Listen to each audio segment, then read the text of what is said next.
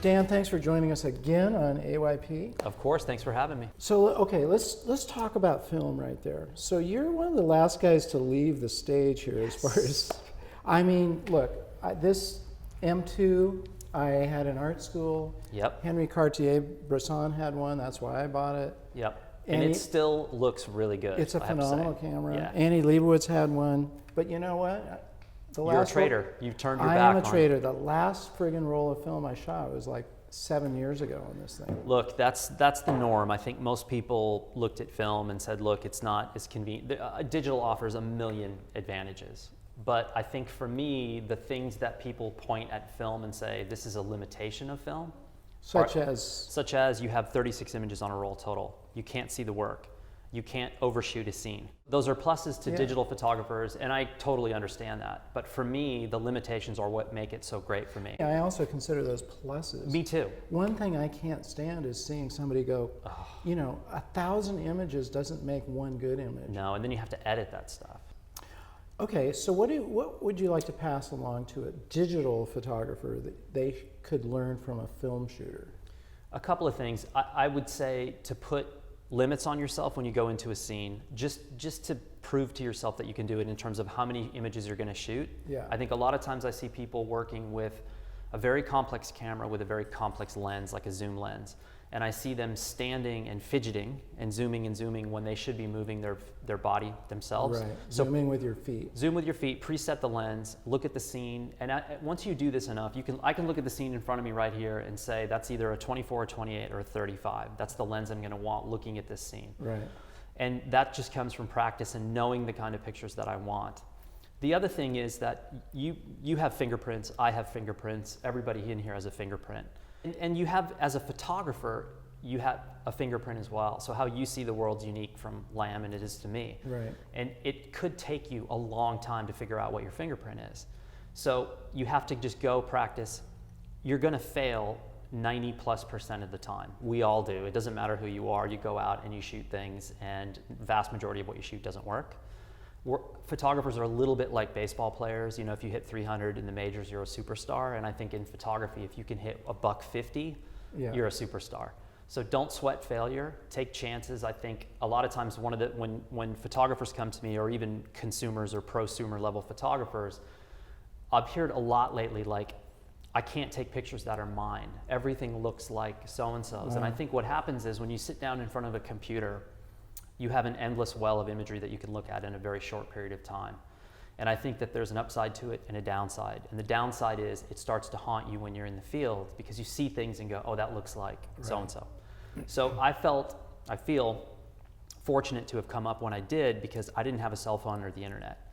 So how I looked at work was at University of Texas, I would go to the Harry Ransom Center, which is an amazing photo archive.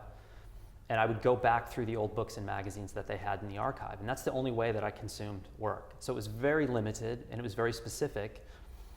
And thirdly, when you look at a book of photographs, especially a traditionally published book that came in, let's say, the 60s, 70s, or 80s, which is primarily what I was looking at that time, the amount of thought and planning and editing and sequencing that went into that book, what you see when you look at that book is this unbelievable piece of work. Okay, you touched on something I want to ask you about. So how do you get the emotional impact? You're talking about out of the whole book, but out of just the photograph, what's your secret sauce for being, you know, getting that emotion?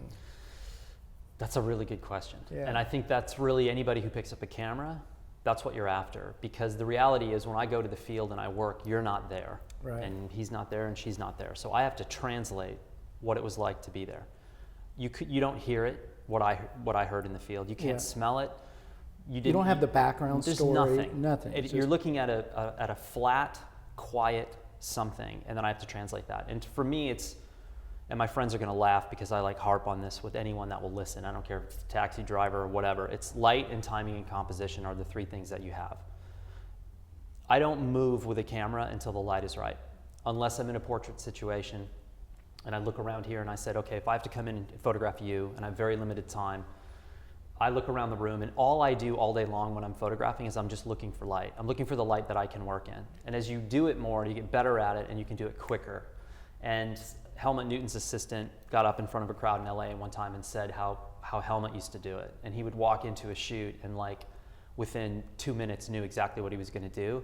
They would hand him a Hasselblad, he'd shoot like 4 frames, hand the camera back and leave because he just knew. Timing is the second thing. And I'm a big fan of your idol, Cartier-Bresson, in the sense of the decisive moment. I think photography is about these split seconds. Yeah. I think the best images in history have come in milliseconds, and they're there and they're gone, and you're never going to see them again. You know, I heard an interview with Cartier-Bresson. He said, "This is photography." That's it. He said, "That's photography." And if you you just see have to it, know when to get do that it. decisive moment. And if you see it, you missed it, which is always the thing. So if I'm rusty, if I haven't shot for a while and I go somewhere to work on a project, the first 2 or 3 days, I'm seeing all the photographs I should have made, and I'm just not good enough to get them. And then by the 3rd day, your brain says, forget about the phone, forget about work, forget about family, forget about your comfort, and just do this one thing. Yeah. That's what it requires. And so you have light, you have timing, and the third is composition, and the composition goes back to your fingerprint. So how you compose is different. What I love is being able to flip, you're flipping through a magazine, you turn the page, you see an image, and without reading the byline, you go, I know who did that. That's a Ron Haviv, that's an Antonique or Tocqueville, that's a whoever, because you know they have a visual signature that no one else in the world has. And that took me about 10 years, literally, to figure out what mine was. And I went through a lot of trial and error. So those 3 things, light, timing, composition. Right on. And the thing is, so you have to put yourself in the right light. You have to wait for the moment to happen and anticipate it and get it before it actually happens in a way that is representative of you as a photographer. And so good light for me and good composition revolves, because I shoot mostly 35 millimeter, 50 millimeter. It revolves around foreground, midground, background.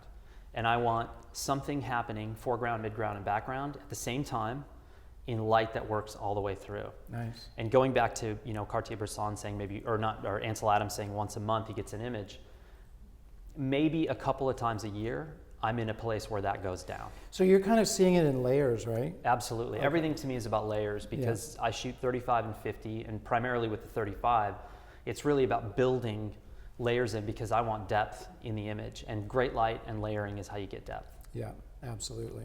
Dan, I want to thank you for coming here, and of course, great interview. I love talking about this stuff. I think it's important in the grand scheme of things. So I appreciate it. Thank you for having me. Thanks for everybody else for being a team. You bet. Be sure to subscribe to our blog now to stay updated on my show, and we'll give you tips and insight to keep advancing your photography.